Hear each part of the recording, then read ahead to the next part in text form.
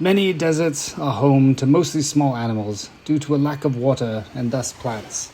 While the planet Tatooine has a fair share of rodents, its relatively recent desertification means there are still some large animals there.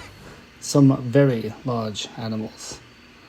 The isolated sarlacc is able to gorge itself when presented with the opportunity. It can go years without a meal, consuming nutrients from old meals over long periods of time. The acid of its stomach is much like that of our own. You may well wonder, with the sarlacc's massive scale, could it possibly have natural predators? It does. The crate dragon can dislodge a sarlacc. It uses its pit for its home and makes a meal of the previous inhabitant too.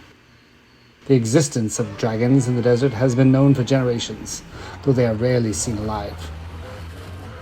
They have a multitude of defenses, like spraying acid that nearly instantly dissolves its target. If left alone, they likely live thousands of years, feeding off bantha herds and hibernating between meals. The existence of a pearl in the bowels of the dragon is known, but not its purpose. It is said to be sacred among the native Tuscan populations. Sadly, most of what we know of these giants comes only from incomplete skeletons left to weather in the dunes. Banthas are much more than food to the dragons, though. The Tuscans form strong relationships with them. Banthas roam wild, but also gravitate to the Tuscans for protection and what can only be described as companionship. Black melons are another of Tatooine's mysteries that the Tuscans have solved. These are harvested directly from the sand and provide some sort of milky water, but have only recently been brought to the attention of off-world scientists. Another beast of burden are the dewbacks. Easily tamed and controlled, they were a favorite among stormtrooper patrols and other off-worlders.